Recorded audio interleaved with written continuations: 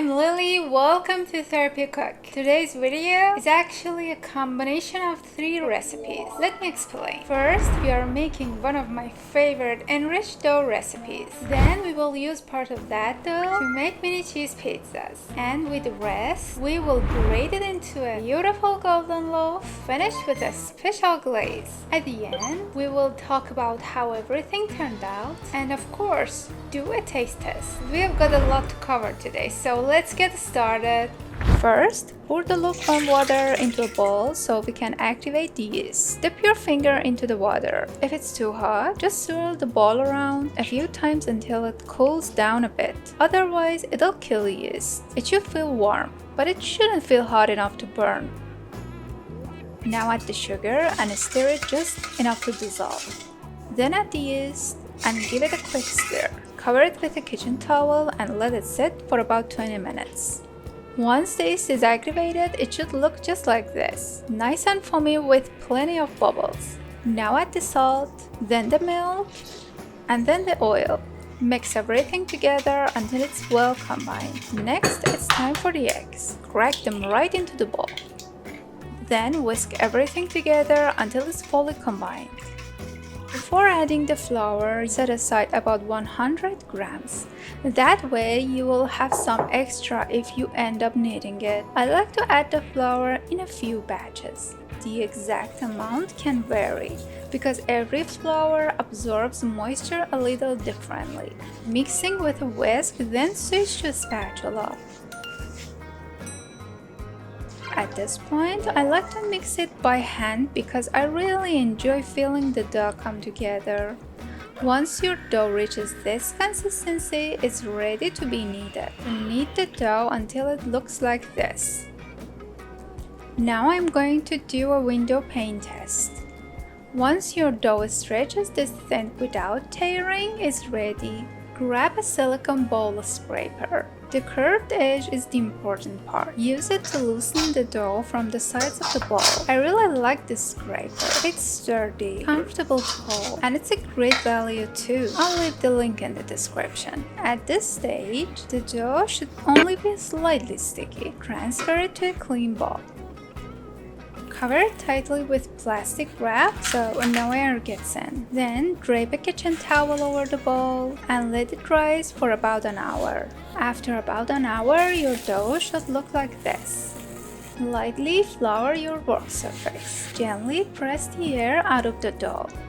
Then, using a circular motion with your hands, loosen the dough from the bowl and transfer it onto your work surface. I'm going to grab my dough scraper, dust it with a little flour, and cut off a small piece for myself. Then I'll tuck the rest of the dough underneath. Cover it again so it doesn't dry out. I'm going to use this piece of dough to make 2 mini pizzas. First, I tuck the dough underneath itself to make a smooth ball. Then I lightly grease my pizza pan and dust it with a little flour. Now I gently flatten the dough with the palm of my hand. Then I use my fingertips to push it from the center all the way to the edges of the pan. Try working with the lightly floured hands so the dough doesn't stick. We love our pizza crust thin and crispy. If you prefer a thicker crust, just use a little more dough. Let the shaped dough rest for 20 minutes. Prick the surface all over with a fork so the sauce can soak into the dough. Then add some pizza cheese. I'm topping mine with a little arugula and some corn. Bake at 375 degrees Fahrenheit for about 16 to 17 minutes. Ta-da! Here is our hot mini pizza. Let's take a look at the crust together. We absolutely love how crispy it is and the texture inside. Now let's quickly plate it up before we move on to the loaf bread. How do you like your pizza crust? Tell me in the comments. The dough I put back in the bowl has risen again. Transfer it to a lightly floured surface and gently shape it into a rectangle with your hands. Now use a bench scraper to cut the dough lengthwise into 3 fairly equal pieces. I've been using this bench scraper for the past 2 years. It hasn't gone dull once, even though I throw it in the dishwasher all the time. I'll leave the link in the description if you want to check it out. With lightly floured hands, gently roll each piece and stretch it into a long rope. Don't force it, just take your time.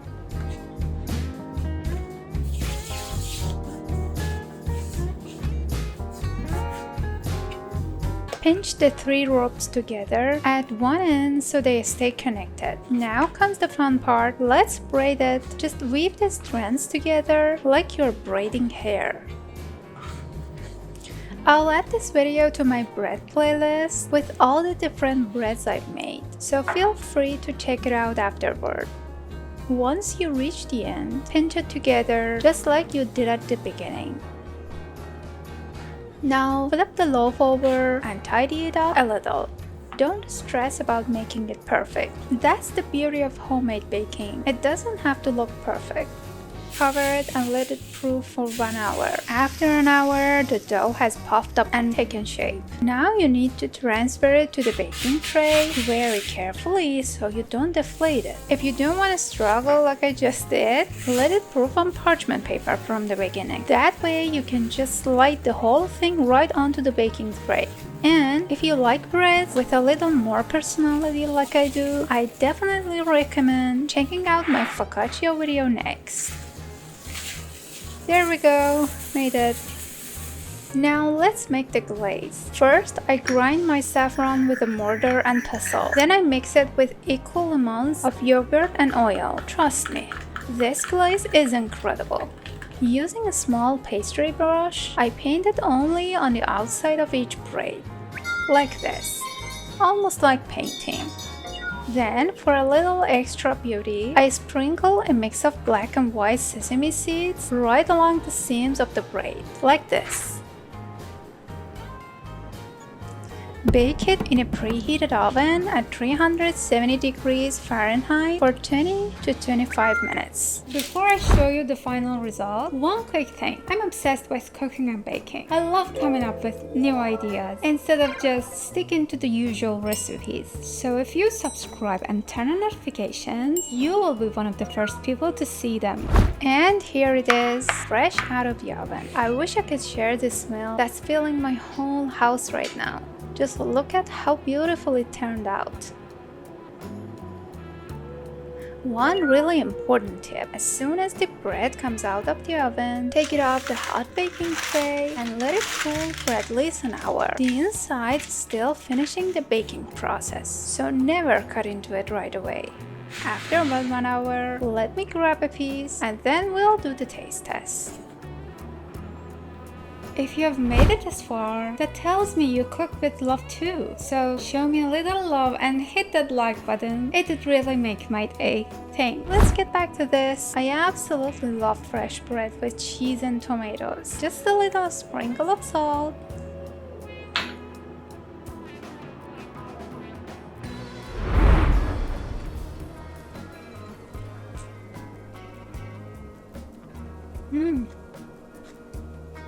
That's so good. Honestly, this is my first time trying this saffron glaze too, and I'm really happy with how it turned out. The flavor is incredible. I would call this a winning combination. If I were to change one thing, I would probably use 20 grams of salt instead of 12. What about you? Do you like your bread a little saltier or a little sweeter? This bread actually isn't sweet at all. The sugar is only there to activate the yeast. But I'd love to hear what you think, so let me know in the comments. In my next video, we are going to use the same dough to make stuffed mini eggplant pockets. I'm honestly so excited about that one because the idea was completely my own. So stick around. I'm always making something new and fun for you. Love you guys. Until next time, take care.